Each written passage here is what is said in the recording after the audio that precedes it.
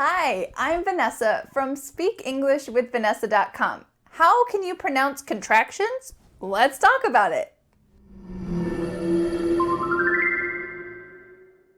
Today, I'm going to be pronouncing 81 contractions in American English. What's a contraction? Well, a contraction is a word like can't, they've, heal, weave. This is different from gonna, wanna. How is this different? Well, gonna and wanna are only spoken. You can write them in text messages, but usually we call those reductions. This is a contraction. You're using an apostrophe. That's the key for a contraction. We always use an apostrophe, and you can use these in writing, informal writing. You don't want to use them on your college essay graduate paper, but we use them in a lot of different situations. So today I'm going to pronounce some positive contractions, some negative contractions, and there are a couple that are only spoken. We never write them, or else we hardly ever write them. So if there's a contraction that we hardly ever write, we only use in spoken English, I'm going to put a little star in the subtitles here so that you can see which one that is and that you should only use it when you're speaking instead of writing. Before we start with the long list, let's have a quick breakdown of some things that you're going to hear. Some contractions, specifically contractions that use will, he will, we will, they will. These contractions are going to have a clear pronunciation and kind of a lazy style pronunciation. For example, you could say wheel, wheel.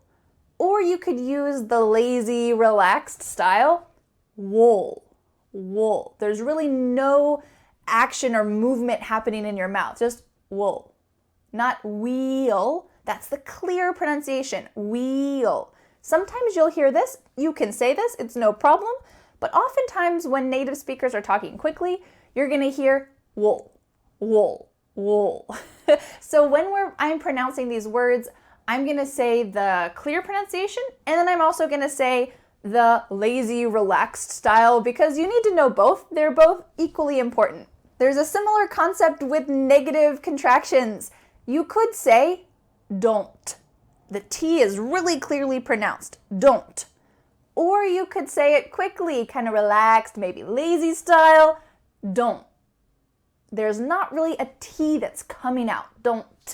Instead, your tongue is on the top of your mouth, ready to make that T sound, don't, but there's no air that comes out.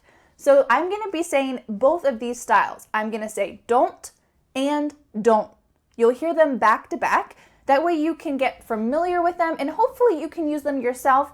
Make sure that you use that fast, reduced style only if you're speaking quickly and fluidly.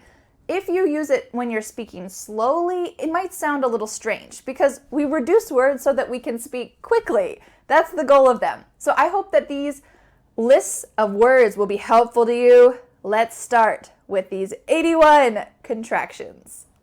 Aren't, aren't, can't, can't, could've, couldn't, couldn't, didn't, didn't, doesn't, doesn't, don't, don't, hadn't, hadn't, hasn't, hasn't, haven't, haven't, heed, heel, hull, he's, howled, howl, howls, I'd, I'll, ul, I'm, I've, isn't, id, it'll, it's,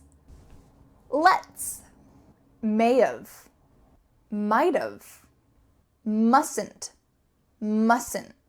We rarely use this in American English, so you might see it in some old TV shows or maybe some books, but we actually use the positive version. We don't really say the negative version. The positive version is must've, she'd, she'll, shoal, she's, should've, shouldn't, shouldn't, that'll, that's, that, there're, theirs, these're, they'd, they'll, they'll, they're, they've, this's, those're, wasn't,